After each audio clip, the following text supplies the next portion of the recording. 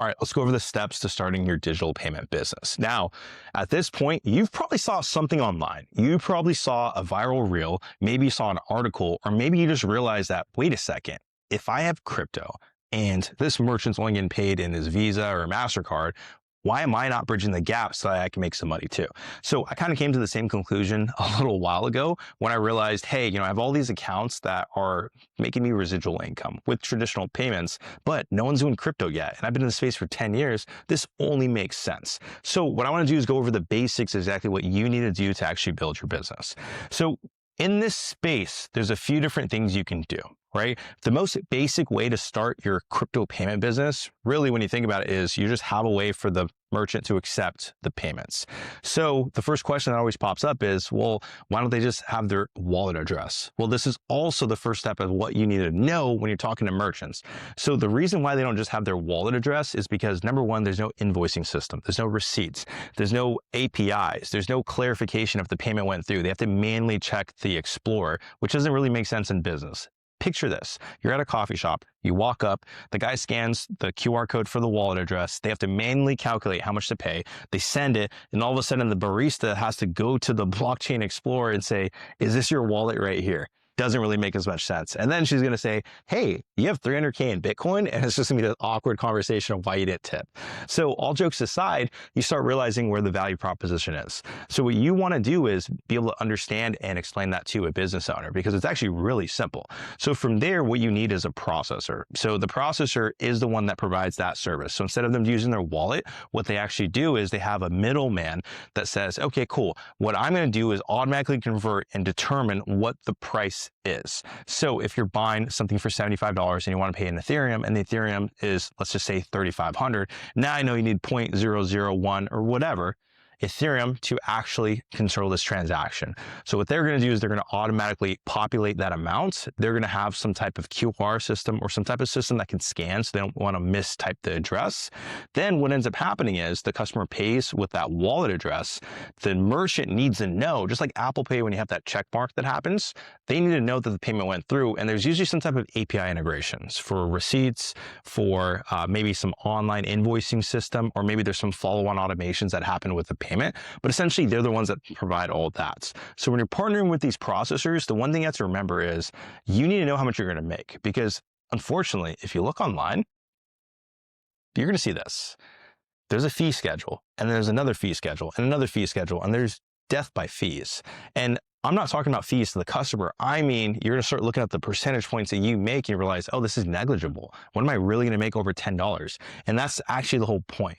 The system is set up where you only make a fraction of a percentage, so you literally don't profit. It doesn't make sense. However, now that processor owns that contract to the business and they can just cut you out. So knowing that, you want to partner with processors that you have a little more flexibility and get pretty creative with the businesses that you're working with. So once you do that, what you need to do is find locations. So nowadays, any location matters. Before, we'd focus on more high-ticket businesses, online, etc.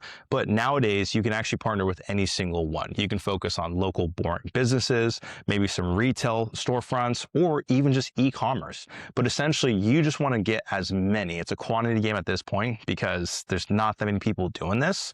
So what you want to do is get as many businesses as possible and then focus on lifetime value later.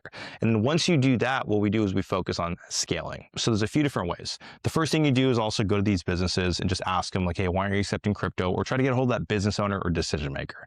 That's going to be the least and probably the most time-consuming version of this. And when I say that, it's gonna be like the least, I'm not gonna say effective, but the least efficient, because it obviously works because it's a standard practice. But typically what you wanna do is use technology to your advantage, whether that's paid media, whether that's having VAs, whether that's having a call center that finds for you, or outsourcing the service. But essentially what you wanna do is just focus on the actual conversation with that business owner, and knowing that, hey, I'm gonna have to educate them. They're gonna wanna talk to somebody that's local to make sure they're not getting scammed, and I can't outsource that aspect. You want to focus on that and outsource the other parts of the manual labor of finding the location. So when you do that, then you want to focus on brand. And this is probably something that people don't really talk about, but with brand, think about it like this. You've seen Coca-Cola, you've seen Pepsi, you've seen Nike, and you start noticing that their price of their goods are a little higher sometimes than other things because it's the brand you recognize. Now, the keyword being recognize. As people start recognizing your brand, they start wanting to work with you. You start thinking of all those popular brands that you work with and you buy them because there's some type of reputation, there's quality, whatever. So as you start scaling your business past a certain point, what you're going to realize is you might as well start working on your brand. That might just be a logo. That might be a website. That might be a social media business account. But essentially, as those business owners start working with you, guess what? They're going to start seeing those logos pop up and other business owners are going to shop at those businesses. Then they're going to ask like, hey, who's providing this? If they say Joe Schmo's providing it, that's one thing. Versus they say Joe Schmo's digital payment processing, they can go to that website and start reaching out to you. So it's a hidden known fact or a hidden known secret in this space, but you want to make sure you build your brand because there's not that many brands doing this right now, so you can dominate the market. And once you wrap all that together, you really can start this business in about 2 weeks. And when I want to break down that timeline, meaning you usually have your foundational step where you're forming your business, you're getting your business bank account, you're getting your EIN or your federal registration number. From there, you're finding some processor to work with, then you're getting the equipment to work with also. After that, you're finding some businesses to work with, and that takes a little while because you need to talk to that business owner, sign them up, etc. Once you do that, we enter that scaling phase. In total time from you deciding from watching this video to actually launching the business, you should be up and running with your first business or first location within 2 weeks. That's the goal that you want to get to.